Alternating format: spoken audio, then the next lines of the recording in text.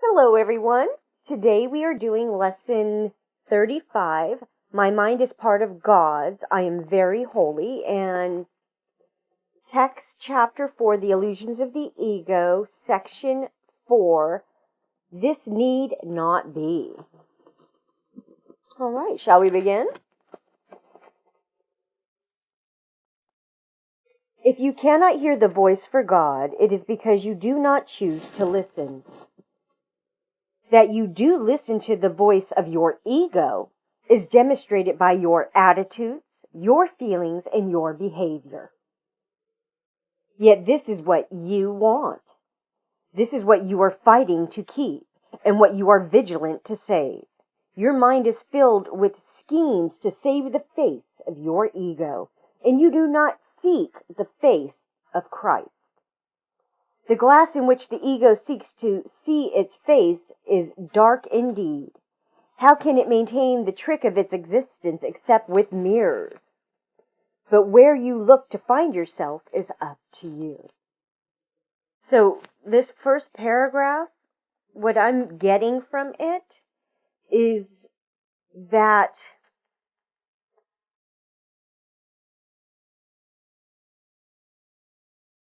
we are trained to seek out the egoic aspect of those around us in asking for their judgments and opinions. And when we do this, we are demonstrating that we are not looking for or willing to hear the voice of God. And all we're willing to do is continue to project out our egoic beliefs. And that when we do that, all we are having happen in those moments is our projections being mirrored back at us. That everything we think and believe to be true is getting shown to us again and again and again because it's what we are projecting out there. So it's up to us to decide, do we want to continue looking out there and to accept these judgments and opinions that are mirroring back what we're thinking and believing to be true, or do we want to go within and ask for the correction and see a different way of looking at it? You know, I find this very telling on the timing that this is coming up, because this corresponds perfectly with the dialogue that I've been having with a friend of mine.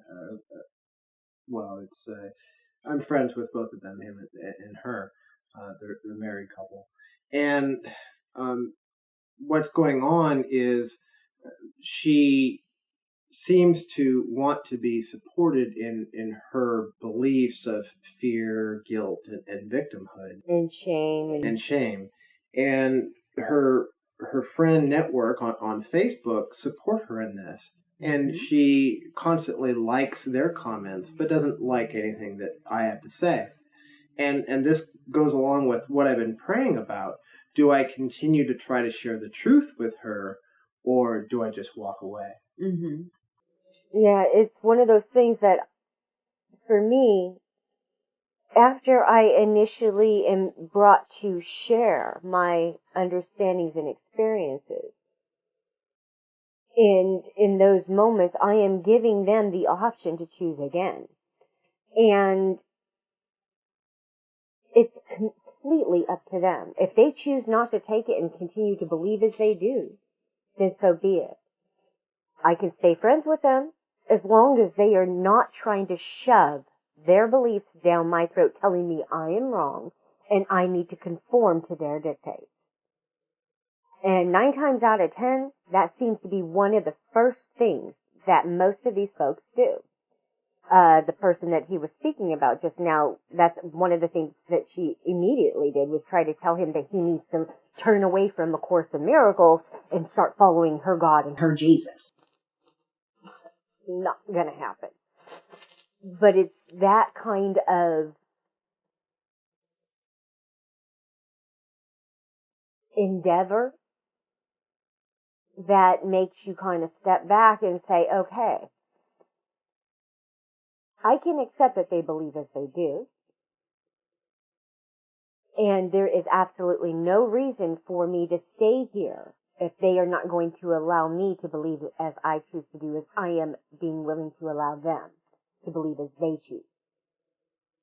So for me, that would be something for me to say, okay, if they want to shove it down my throat, then I am going to walk away. The thing that I keep hearing from Holy Spirit is do not try to pull them kicking and screaming into the light.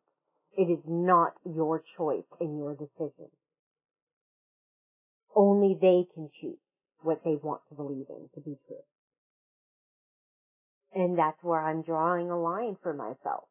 I will share what I am being shown, and if they choose not to accept it and believe it, so be it. If they continue to try and shove and force feed me their beliefs and their dictates, I'm to cut ties and walk away. So, it's been very interesting to say the least. All right, let's moving on to paragraph 2, Alex.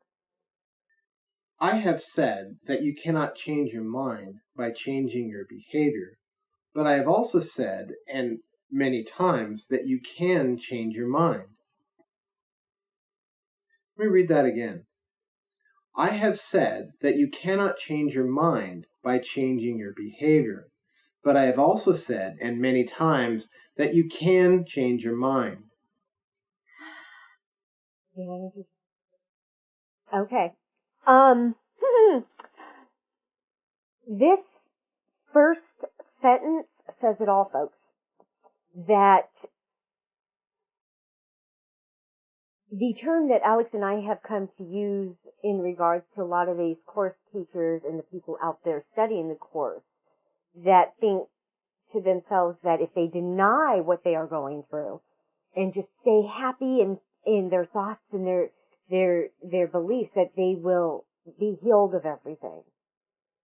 So they think that by changing their behavior, by thinking only good, happy thoughts, that they will be able to change the way they think and believe. Yeah, don't look at those dark thoughts. Don't look at the darkness. Don't look at the pain. Mm-hmm. Just think happy thoughts. Exactly. And that, folks, is what it is saying you cannot do. You may change your mind about what it is you are thinking and believing, but you cannot fake it. Absolutely, irrevocably, you cannot fake this. You cannot pretend to be what you are not. You cannot pretend to be peaceful inside if you are not. The slightest thing will just throw your ass over the edge to combat and violence. Whether it be verbal, mental, emotional, it'll be violent. Either against yourself or against somebody else. So there is absolutely no way that you can sit there and change your behavior thinking that it will help you change your mind. It doesn't work that way. It's like me as a child conforming to other people's dictates and beliefs just to get them to stop beating on me.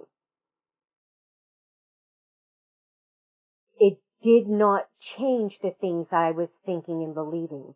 It did not change my pain and suffering inside when I felt the conflict of what it was I was choosing to believe in to keep from getting beaten on. It made me feel repressed. It made me feel valueless. It made me feel, what is the word I'm looking for here? Inconsequential. Like I had no choice in anything, that I was having to conform to everyone else, and I had absolutely no say in my life.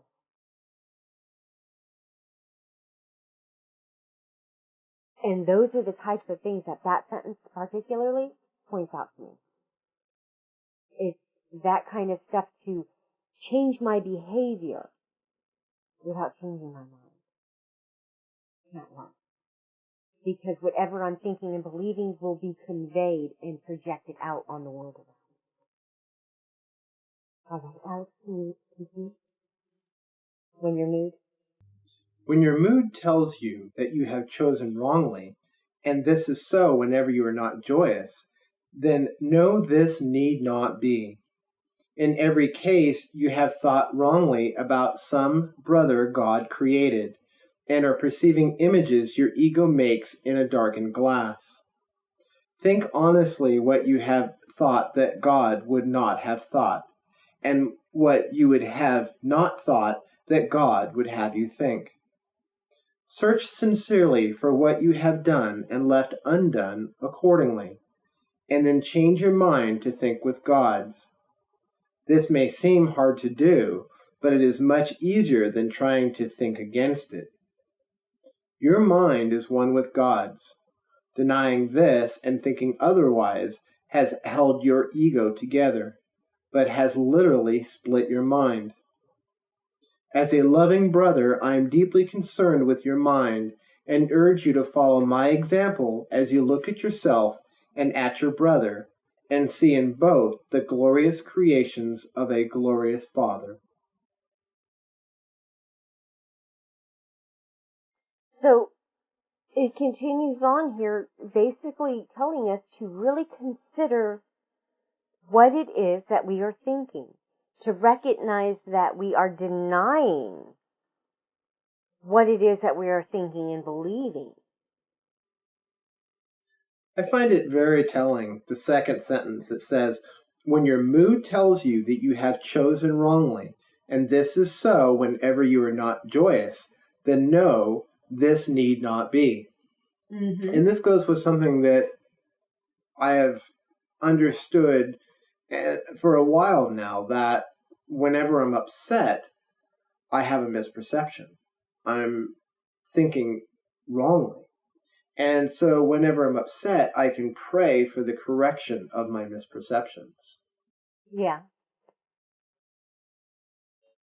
Yeah. That's exactly on point. It's one of the facets of it. It's recognizing that everything we think and believe to be true is connected to how we are feeling inside and what we experience outside of ourselves in regards to the interactions with the world around us and the people around us. And when we try to deny what we're thinking and feeling and put on that mask of, oh, hi.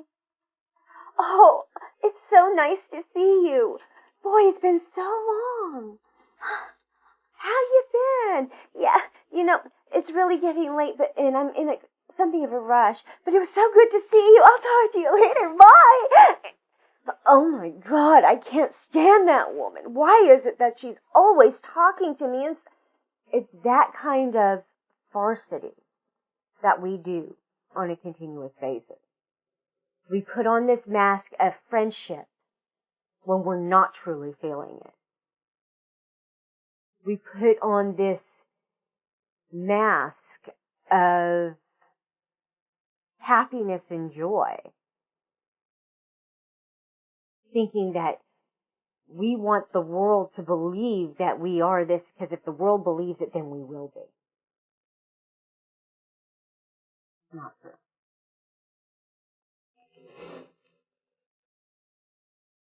We have to stop denying these things that we are experiencing, thinking, feeling, and believing in to be true. We need to look at them and ask for correction to our misperception. All right. Continuing on. 3. When you are sad, know this need not be. Depression comes from a sense of being deprived of something you want and do not have. Remember that you are deprived of nothing except by your own decisions, and then decide otherwise. So it's telling us right there, folks, we're doing it to ourselves. It's our choices and decisions that make us think and feel what we do, that make us experience the things that we do.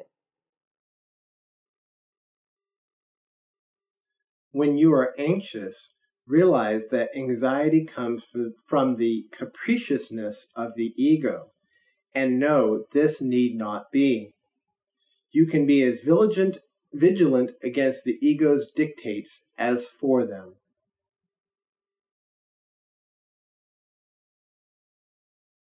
No, I'm looking at it. Yeah, because that's the same as with the depression, with anger, all of it. Yeah, it's all the same thing there. That when you are feeling these things, we need to remember that we need to go within and ask what it is we're misperceiving. If we're experiencing things like that, we're misperceiving something. And here in 5, it continues with, when you feel guilty, remember that the ego has indeed violated the laws of God, that you have not. Leave the sins of the ego to me. That is what atonement is for. But until you change your mind about those whom your ego has hurt, the atonement cannot release you. While you feel guilty, your ego is in command, because only the ego can experience guilt. This need not be. So, once again, it's talking about accepting responsibility for what you are thinking and believing to be true. And in so doing, you then take those beliefs into Holy Spirit and ask Him for your correction, for the correction to your misperceptions. And in doing so, recognize that everything that you've been experiencing does not need to be that way. That you have simply misperceived something. Anytime you feel that pain and that aching pain here, recognize that you are the one misperceiving. No one has done anything to you. It's whatever you were thinking and believing to be true that corresponds and correlates with those emotions that are coming up. That physical pain, that bodily ache that tells you that you are hurting inside. And that is the thing that we want to take to Holy Spirit and say, okay, I don't like the feeling of this. Obviously, I'm misperceiving something here.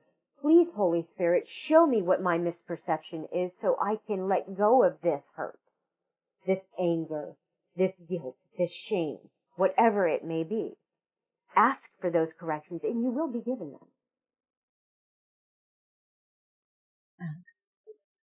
Watch your mind for the temptations of the ego, and do not be deceived by it. It offers you nothing. When you have given up this voluntary dispiriting, you will see how your mind can focus and rise above fatigue and heal. Yet you are not sufficiently vigilant against the demands of the ego to disengage yourself. This need not be.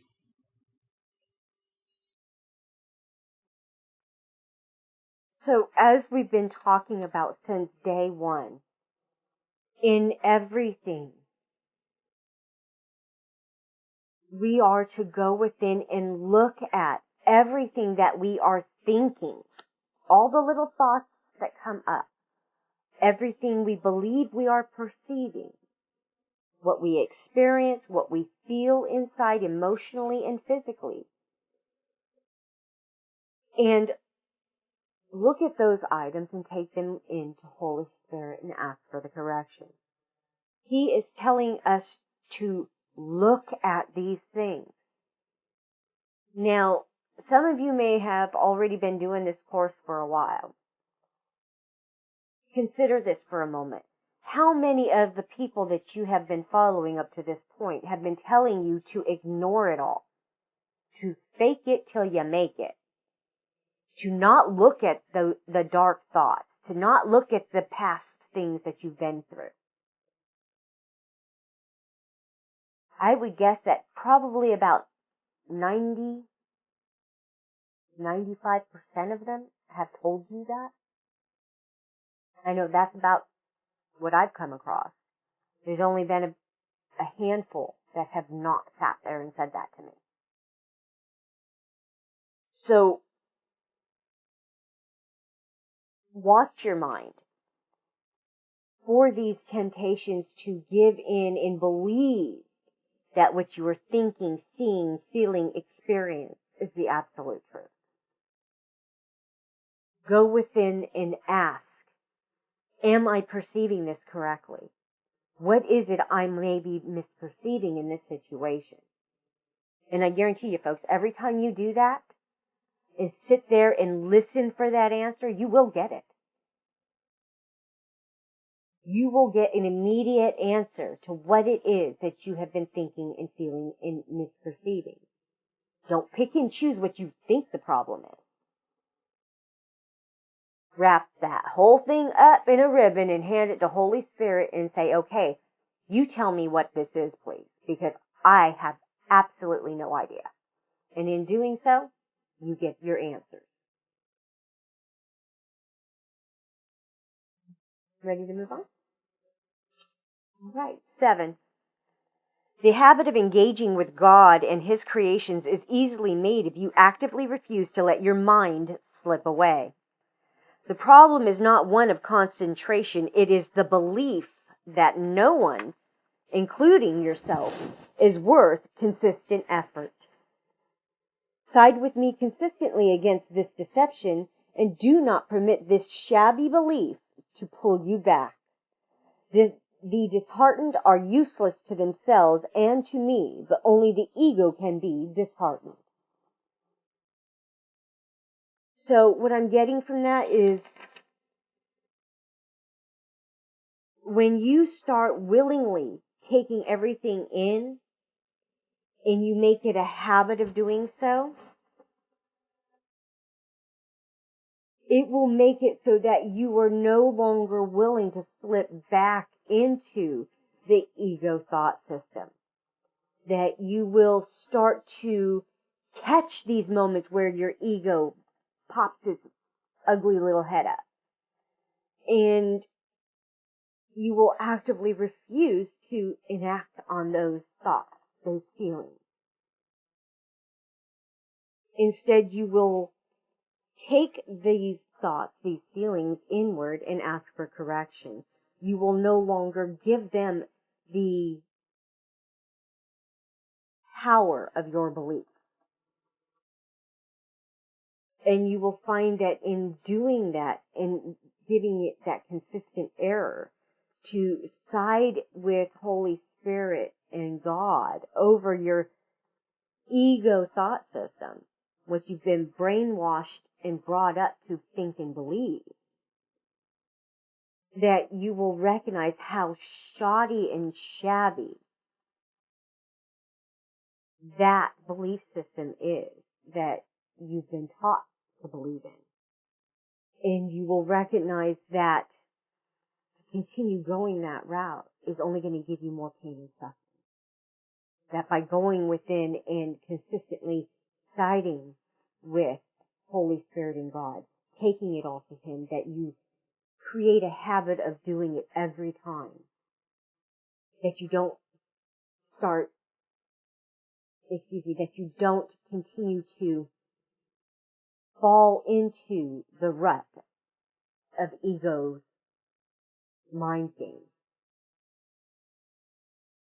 All right. Have you really considered how many opportunities you have had to gladden yourself and how many of them you have refused? There is no limit to the power of a son of God, but He can limit the expression of His power as much as He chooses. Your mind and mine can unite in shunning your ego away, releasing the strength of God into everything you think and do. Do not settle for anything less than this, and refuse to accept anything but this as your goal. Watch your mind carefully for any beliefs that hinder its accomplishment and step away from them. Judge how well you have done this by your own feelings, for this is the one right use of judgment. Judgment, like any other defense, can be used to attack or protect, to hurt or to heal. The ego should be brought to judgment and found wanting there. Without your own allegiance, protection, and love, the ego cannot exist. Let it be judged truly, and you must withdraw allegiance, protection, and love from it. Wow. That is actually very, very powerful. And, it once again is telling us that we are to refuse to continue following our egoic beliefs. That we are to choose again and again to take it all to Holy Spirit and to ask Him to show us the truth of what we're doing. And to use how we are feeling inside about these things that we are thinking, feeling, and experiencing. That if there's any pain, any suffering, we know it's an egoic thought that's in play. That when we feel that openness, that expansion, that happiness, that joy in here, we know in those moments that we are going with Holy Spirit. And it's to use those kinds of understandings of what it is we're experiencing to judge for ourselves if what we are thinking and believing is an egoic thought or right-minded thinking with Holy Spirit. That is about the only way that we can truly tell what it is that we are thinking and feeling and experiencing, is by, in essence, comparing the two feelings that we have going on within us in our physical body. When we are fearful, filled with shame, guilt, fear, all of those things, we have this throbbing, aching sensation that's excruciatingly painful. That comes up right here, and it feels like somebody is cutting off our breath, just squeezing our chest to where we can feel it as if our heart is about to explode from the pain of it. And then when we go in with Holy Spirit, the feeling is entirely different. It is like your heart is about to explode out of your chest, but in a good way. It feels like your entire chest is expanding and extending. It's warm, it's comforting, it's joyful, it's loving. It makes you want to sing and dance and jump up and down for joy. That feeling of expansion. It doesn't make you feel like curling up into a fetal position to protect yourself, which is what that other feeling emulates. That we need to close up and protect ourselves in those ways. Where when we're with Holy Spirit, because we want to open up and say, here I am, let's go party. Two different aspects of that.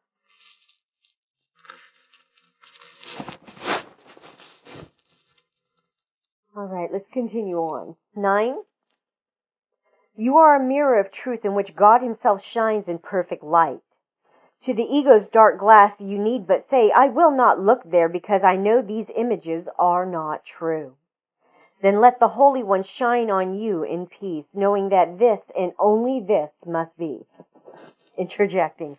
Once again, it's taking it to Him and saying, okay, I know this isn't true. So, Holy Spirit, show me what I've misperceived here.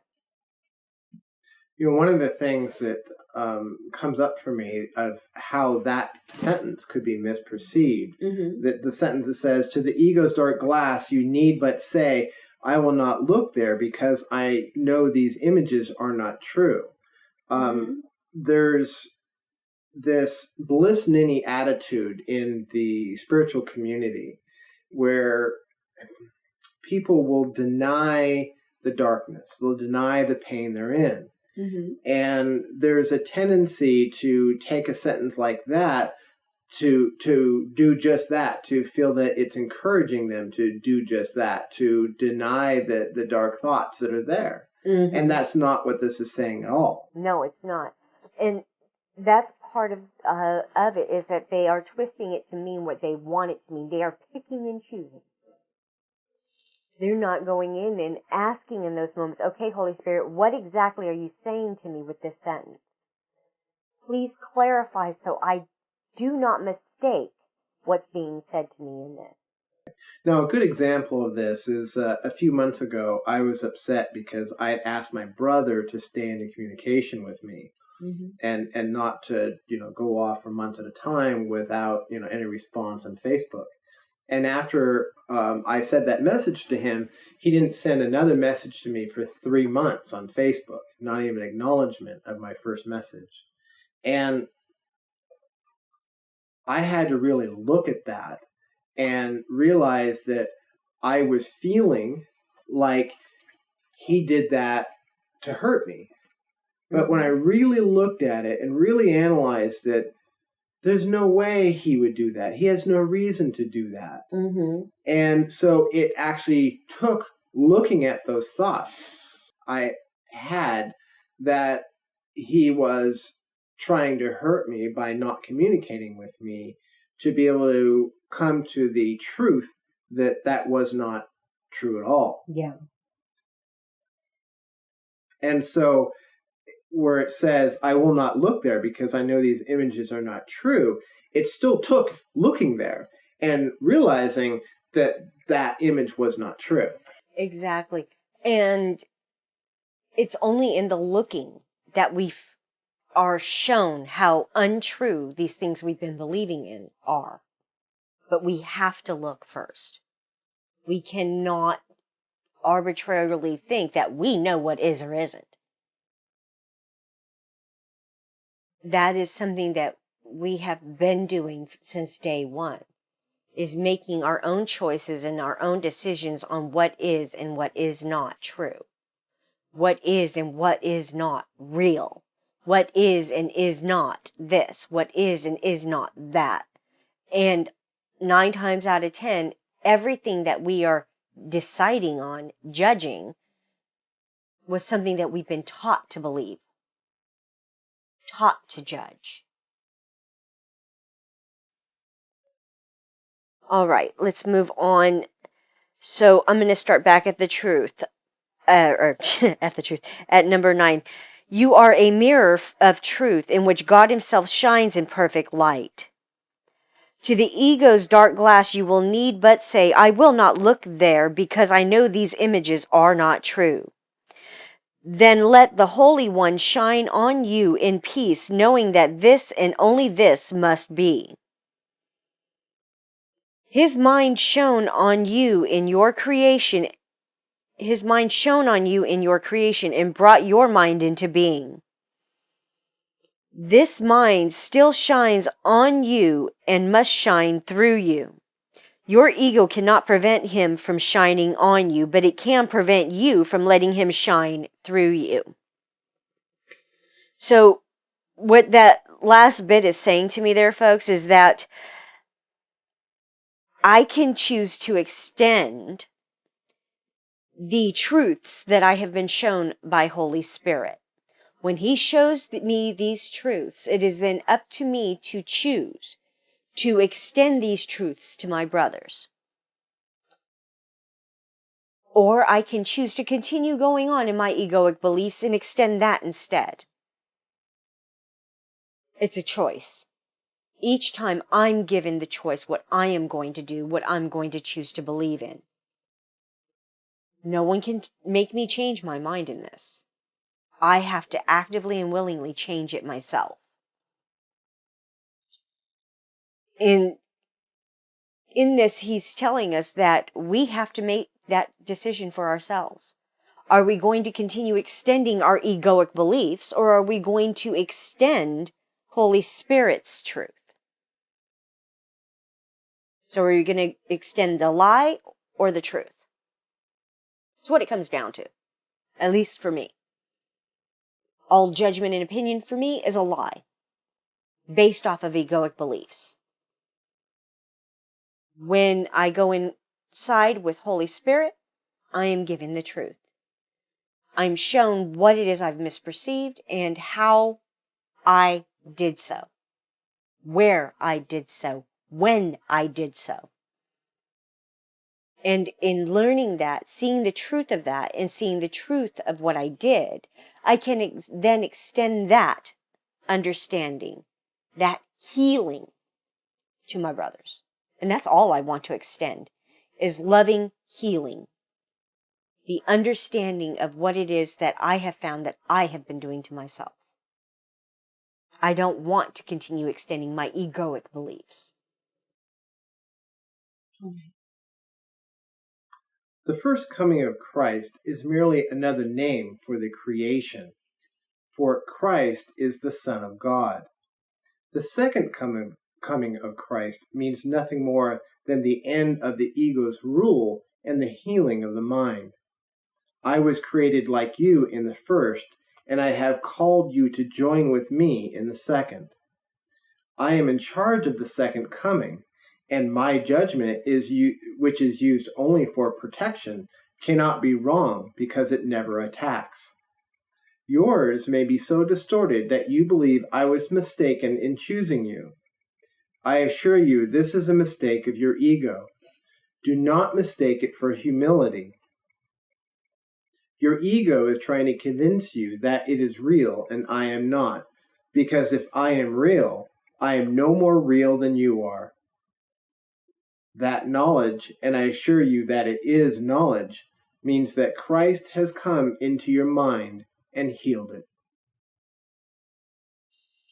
Okay. I'm chuckling here because as he was reading it, I was hearing little tidbits from Holy Spirit. And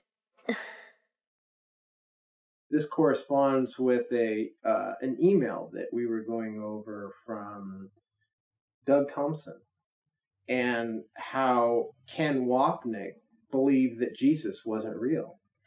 yep. That was actually shared by Trisha in the Healing with Sharing and Living A Course in Miracles group on Facebook. She is, I guess, friends with one of the publishers of A Course in Miracles text. And she was sharing, because we have been finding discrepancies between the different books, between the text, the sparkly, and the FIP versions. And even the older FIP versions compared to the newer ones that we have for today. And she was sharing an email that she had gotten from the publisher about some of the things that were done in the editing of the original manuscripts, both by Helen and Ken Wapnick and some other people that were asked to come in and help edit. Bill Thetford. And I don't think Helen did any editing. Actually, you're right. She did do editing. Yeah, she did do the initial editing where she just cut things out. She started cutting things out, right? And then, and actually, it even stated in the thing that Bill was never asked for his assistance except for in the initial stuff at the very beginning. And then he stepped away because there was a falling out between him, Helen, and Ken Wapnick. So, I mean, that kind of adds a little twist in there too. But it gave me a better understanding of the things that I was being shown by Holy Spirit. And that the context of the private materials and compositions by Helen, those had been removed. And what I've been getting told is that those private compositions and whatnot were actually the materials that Holy Spirit and Jesus were using to help her understand the context of the lessons being given. He would use her own life experiences as an example of what it was he was talking about. Just like Holy Spirit does with us. Yes. And the Course and the lessons and how they correspond every day with what's happening in our lives. Exactly. And that's why I'm constantly being told to share my experiences with you, not to just go by something I've read in a book or heard somebody else jabber out their mouth. That ain't the thing. It is to use my experiences of personal experience of the things that I have lived and gone through that give the basis and the conviction that is felt when I speak to you about my experiences. When I talk about these things, I convey a conviction of belief that this is the absolute truth for me. And that is what is getting pointed out, is that only through those experiences can I share the truth with my brothers.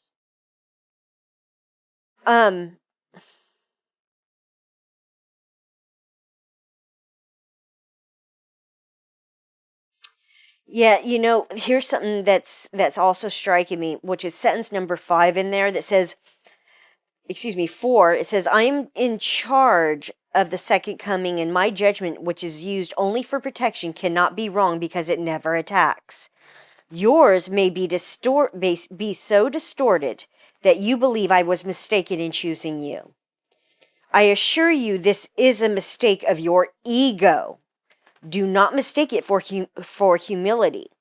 Your ego is trying to convince you that it is real and I am not, because if I am real, I am no more real than you are. Now, this here is pointing me right back to the fact of, toward the end of that first year, I sat there arguing day in and day out with Holy Spirit, telling him, I refuse to be a teacher. I refuse to be any of these people's student. I don't want to be a teacher. I don't want to be a student. Now, I went, and during that first year, I had somebody show me what what is it called? A life path number? Yes. So I had someone show me what my life path number is.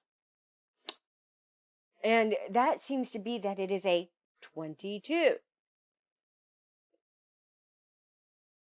Life path number 22 is master teacher, master builder, according to numerology and so forth. Now, at that time, I kept telling Holy Spirit, hell no, I am not going to be somebody's teacher, and I'm definitely not going to be anybody's student. And I kept doing that and kept doing that and kept doing that until finally he got fed up with me. And he yelled at me, you do not have a choice. Let me tell you something, folks. I have been told time and time again, Holy Spirit doesn't do that. He would never yell at you. He would never tell you you don't have a choice. Bullshit. Do not limit him with your beliefs of what you think and believe he can and cannot do. That is an egoic thought system there at play. He is more than capable of doing this and that, of saying this and that. He is very capable of yelling at you when you continuously argue with him. He is even able of taking over your body and having you speak out without even wanting to. Because I can remember going down a pit of hell saying, I'm not worthy of love. Nobody loves me. Why am I even here? I was only here to be used and abused. I hate this life. I'm not worthy of love. And I found myself screaming out at the top of my lungs, is that true? That startled me. Seriously, that startled me. Because I did not expect anything of that nature. Holy Spirit stepped in and had me yell out above my egoic whining, is that true? My egoic whining shut the hell up instantly. And I looked at that question and I answered it. No, it's not true.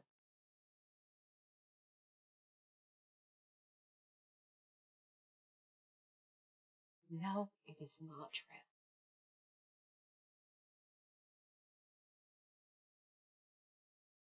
And folks, that is the kind of stuff that I had people left and right telling me, oh, Holy Spirit would never do that. Guess what? He can and he does. Once again, I state, do not limit him with what you think and believe. He is capable of everything.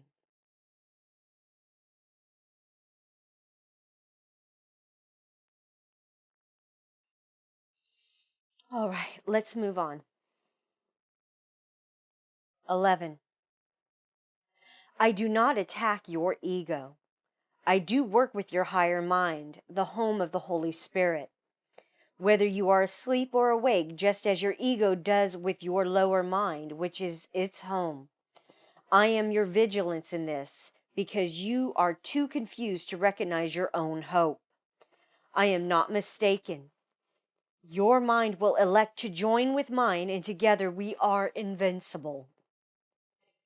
You and your brother will yet come together in my name, and your sanity will be restored.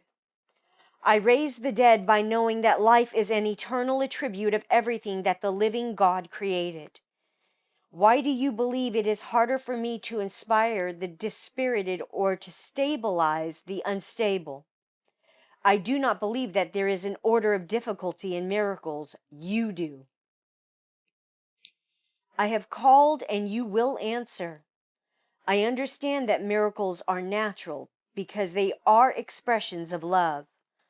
My calling you is as natural as your answer and as inevitable. Okay, folks. It's like I was just saying. Do not limit him. He is able and capable of everything.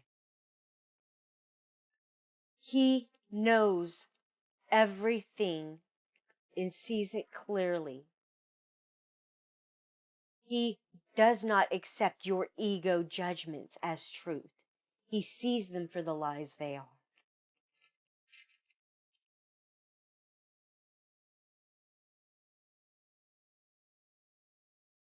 And this is only as hard as you choose to make it. It's your unwillingness to look at things that make it more difficult and harder for you. When you willingly accept everything you're being shown and being told within your own heart and mind by Holy Spirit, you find more ease, more joy, and more happiness within your own mind, heart, and life. It's a simple truth.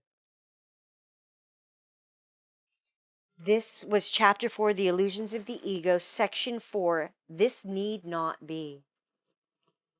Now we are going to move on to Lesson 35. My mind is part of God's. I am very holy.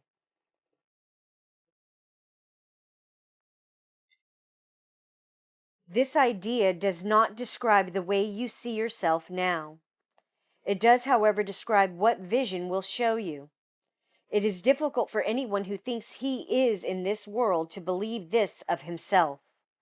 Yet the reason he thinks he is in this world is because he does not believe it. Alex? You will believe that you are a part of where you think you are. That is because you surround yourself with the environment you want, and you want it to protect the image of yourself that you have made. The image is part of this environment. What you see while you believe you're in it is seen through the eyes of the image. This is not vision. Images cannot see. Those last couple sentences feel a little twisted to my mind, but I think I'm getting what it's saying. The image is part of this environment. What you see while you believe you are in it is seen through the eyes of the image. This is not vision. It's like having a World of Warcraft character, and you're looking through the eyes of the character. Instead of, being back behind it, you look through the eyes of the character, and you see the world around you. And it's like what we were talking about last night, of being the dreamer inside the dream, and recognizing that you're not the character, and of the environment that you're in. You're actually not that. You're just looking through that character's eyes. Yeah, and that brings to mind that dream that I had about 2 years ago.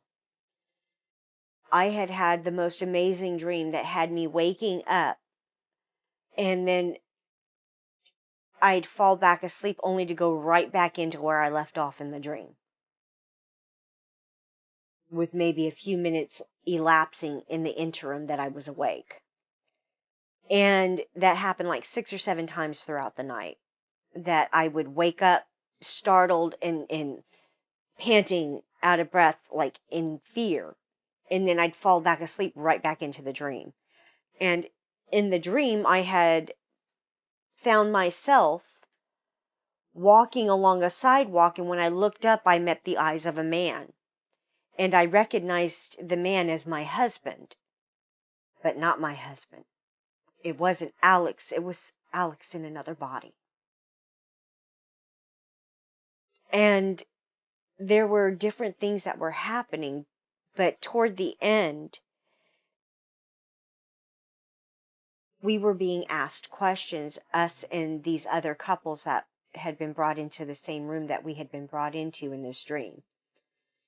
And as they were all describing what the last thing they remember was, I was being given the impression that they had crossed over. Each of them had been caught up in hurricanes and tornadoes and fires and floods and things of that nature, so they had all died. Yet when they came to me, I was seriously having the thoughts in my mind that I'm not dead. I'm simply at home sleeping in my bed with my husband. Yet I recognize I'm in this body now, experiencing what I'm experiencing. I'm not dead. I haven't crossed over. I have awakened. And as I opened my mouth and said those words to those people, it erupted in chaos. And immediately, it was like my body just went limp. And I found myself not just looking through the eyes of that being whose body I was encapsulating, but I started being able to see from everyone's body, the thousands of people that were in that room. I was seeing from each of their eyes. I was hearing from each of their ears. And as soon as that happened, that recognition that I was each and every one of them, I woke up from the dream. And that was an image that was given to me of how I am everyone around me, and everyone around me is me. That we are all interconnected with one spirit, one mind. We have just been taught to believe differently. So when I hear and read that particular paragraph there, that's what it brings to mind, is that dream I had of seeing an image of myself, seeing an image of my husband, and recognizing that I was not that person in that body, because I looked completely different, as did he. Yet recognizing that that was still my husband and I was still me within those shells.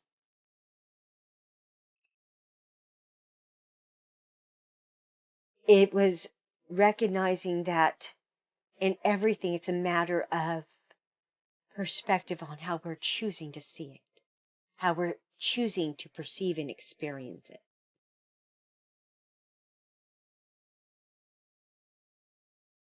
And to give over and to ask to see with his sight, to hear with his hearing, and not with what we've been taught to believe and to see with and to hear. Let's move on. 3.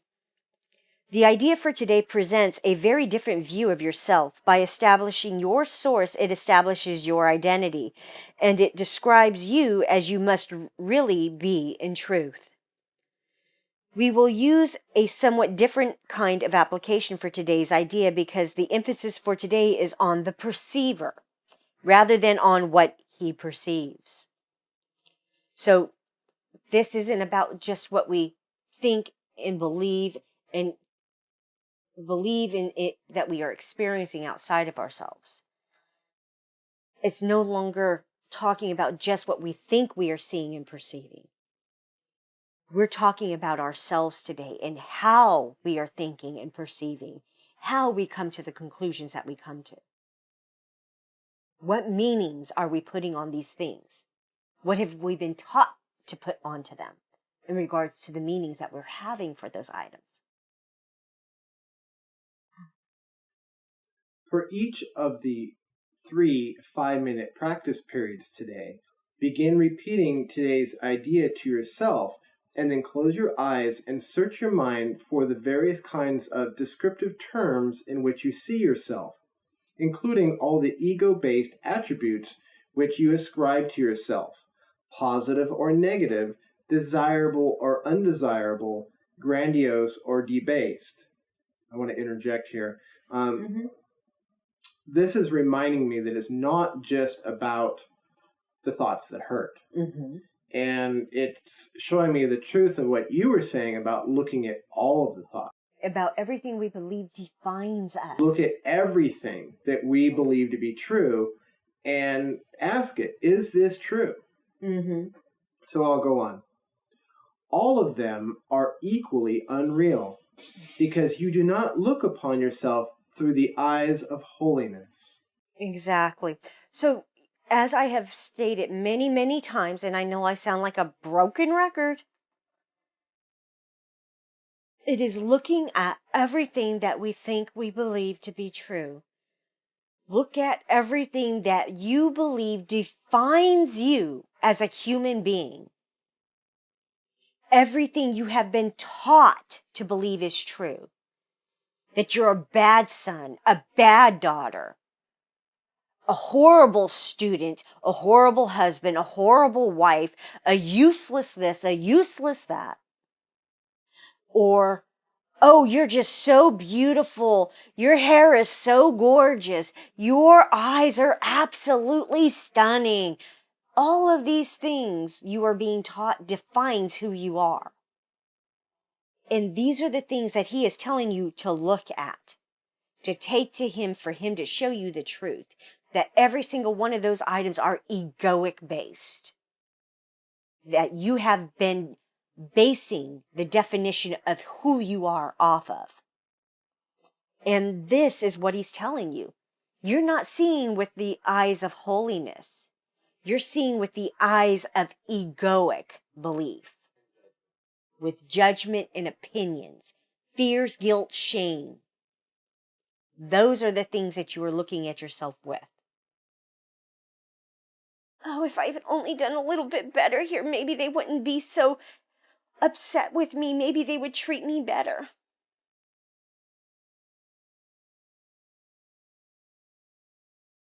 Those aren't seeing yourself with the eyes of the Holy Spirit. Those are basing your thoughts and opinions off of somebody else's thoughts and opinions of you. At their refusal to treat you as a human being with love and kindness and gentleness. You're accepting their judgments and opinions of you as being true and enacting them on yourself in those moments. Let's continue on with 5. In the earlier part of the mind-searching period, you will probably emphasize what you consider to be the more negative aspects of your perception of yourself. Toward the latter part of the exercise period, however, more self-inflating descriptive terms may well cross your mind. Try to recognize that the direction of your fantasies about yourself does not matter. Illusions have no direction in reality. They are merely not true. So it matters not if you are thinking and believing yourself to be this bloated up, inflated, egoistic player or gift to God and mankind for being here. Those kinds of thoughts are still egoic. If you are looking at yourself as being less than a holy son of God, once again, egoic. It's a judgment.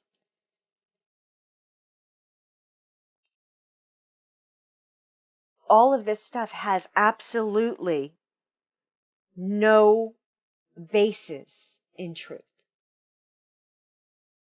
It is all a lie you have been taught to believe, to seek out these opinions, these judgments, to believe that they define who you are as a human being.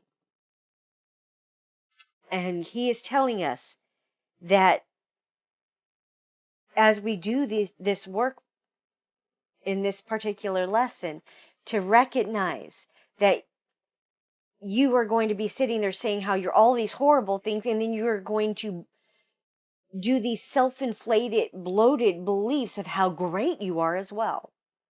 That you are going to go swinging like a pendulum from one side of the spectrum to the other, with no thought of how inane and contradictory they are to each other. Yet these are the beliefs you're holding forth about yourself to be true. Please continue. A suitable unselected list for applying the idea for today might be as follows. I see myself as imposed on. I see myself as depressed. I see myself as failing. I see myself as endangered. I see myself as helpless. I see myself as victorious. I see myself as losing out. I see myself as charitable. I see myself as virtuous. Now, I want to interject here. Something like I see myself as charitable. The reason why that's egoic is because it's in the realm of duality. So for me to be charitable, I would have to judge somebody else as uncharitable. Well, not just that, or I see myself as victorious. The opposite of that is to see myself or somebody else as a failure. yes. So I'll go on. You should not think of these terms in an abstract way. They will occur to you as various situations, personalities, and events in which you figure cross your mind. Pick up any specific situation that occurs to you, identify the descriptive term or terms you feel are applicable to your reactions to that situation, and use them in applying today's idea. After you have named each one, add, but my mind is part of God's. I am very holy. I'm not understanding that sentence, that second one. They will occur to you as various situations, personalities, and events in which you figure cross your mind.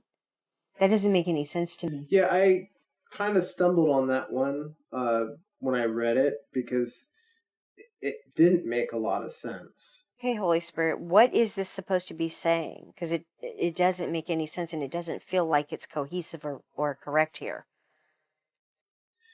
Well, let's see, in which you figure cross your mind. I mean, you could take out the word figure and it would actually make more sense. They will occur to you as various situations, personalities, and events in which cross your mind. So I'm not sure why you figure is necessary in that sentence, because it does cross your mind. Mm-hmm. And pick up any specific situation that occurs to you, identify the descriptive term or terms you feel are applicable to your reactions to that situation. So basically what I'm getting from that next sentence is that these terms that we use to describe these things that we're going through are our judgments. Those are the thoughts, the opinions that we give forth as judgments of what is or what is not.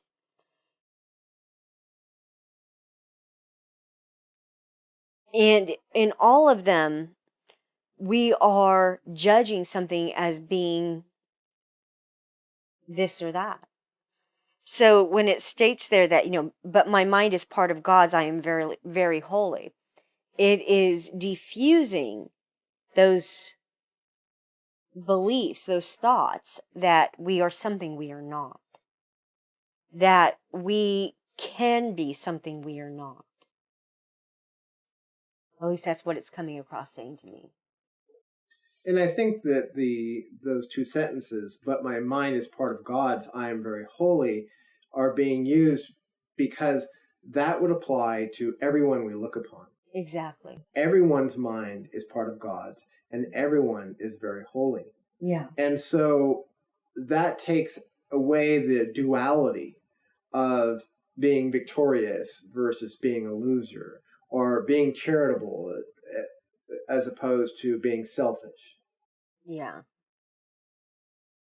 All right. I'll go ahead and read the last two paragraphs, okay? During the longer exercise periods, there will probably be intervals in which nothing specific occurs to you. Do not strain to think up specific things to fill the interval, but merely relax and repeat today's ideas slowly until something occurs to you. Although nothing that does occur should be omitted from the exercises, nothing should be dug out with effort. Neither force nor discrimination should be used. As often as possible during the day, pick up a specific attribute or attributes you are ascribing to yourself at the time and apply the idea for today to them, adding the idea in the form stated above to each of them. If nothing particular occurs to you, merely repeat the idea to yourself with eyes closed. And that, again, that idea is, my mind is part of God's, I am very holy. Exactly. All right, folks, this was lesson 35. My mind is part of God's, I am very holy, with chapter 4, the illusions of the ego, and section 4, this need not be. So, we will see you all tomorrow for tomorrow's lesson, which is number 36. Thank you all for joining us. And as you have seen, we are keeping it real. We are keeping it honest and authentic. We are not cutting out our squabbles. We are not cutting out any of the stuff. We are keeping it all in for a reason. We are no different from you. We are equal to you in every way. We're not higher or lower on the rung from you. In everything, we have to choose what it is we are going to do. We can't wait for somebody else to make those choices and decisions for us. We can't wait for Holy Spirit to make a choice and decision for us. We have to step up and learn that we can be the only one to choose for ourselves what we will think, what we will believe, and what we will do within our lives. When we make these choices and decisions, we're not making mistakes, folks. It's not possible. Everything we go through is for our benefit. In everything, there is a lesson that we are being taught in that moment. If we simply choose to look at it and receive it. So please, do the work. Recognize that you are being asked to look at everything without exception. Do not pick and choose. When you are experiencing whatever it is you are experiencing, Take all of it to Him. Don't think that it's only this or only that. The understanding I keep getting shown is that the majority of the folks out there will only want to look at the very surface level of what it is they are dealing with. They are not willing to look underneath the surface and go deeper to where it's all coming from. Think of it this way. You have a pond in your backyard. Someone throws in a bag of garbage to that pond. It sinks all the way down to the bottom. And as the wind moves that water, the fish, whatever's in there, starts moving that water around it, the bag starts to open up a little and little pieces of debris start floating up to the top. And you're sitting there looking at that going, where is this coming from? And you're like, oh, it must have just been blown in with the wind. And you go and you pull that off, come back, and there's more debris.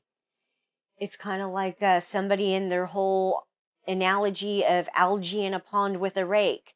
You miss one little piece and it's going to grow more and you're going to have to keep cleaning it. Well, if they don't go underneath the surface and look at what's causing this, all they're going to have is that garbage is going to keep flowing up to the top. Because they're not willing to look at what's down underneath. That's the analogy I am being given in this moment by Holy Spirit. The visual picture I am seeing is a garbage bag being held down at the bottom of a pond or even a swimming pool. And people swimming around, and as it's coming up, there's little pieces of garbage floating up to the top. Plastic bottles, plastic bags, whatever. And you're going in and you're trying to pull out all that garbage, not recognizing that it's still a whole bag down there at the bottom that you haven't even come close to touching the quantity of. That is the kind of crap that He is showing me. Of how deep the rabbit hole goes. That until we are willing to dive deep into this muck and look at the crap we're believing in, all we're doing is scraping the surface, only getting the surface bullshit. And we're not even truly healing it. We're just kind of scraping the edges of it off to the side and ignoring the rest. It doesn't work that way. It's like leaving the plastic bottle in the pond, but only taking the label off. What good does that do? In most cases, those labels are paper, so at least that was biodegradable. But it's the point. Just taking the label off the bottle and leaving the bottle in the water doesn't fix the problem. You're still leaving the garbage there. So please, folks, do the work. Only you can do this. I can't do it for you. Alex cannot do it for you. You have to willingly look at this stuff that you're doing. Right now you have a bag full of garbage sunk down to the bottom of the pond that is your mind. And little bits and pieces of that garbage are floating up at the top, waiting for you to clear them out, then to dive deeper to see where it's all coming from. Do the work, folks. Please do the work. It's the only way to find peace inside. It's the only way to heal. Thank you for joining us today. My name's Sabrina Reyenga. And I'm Alex Reyenga. Have a wonderful day. Namaste.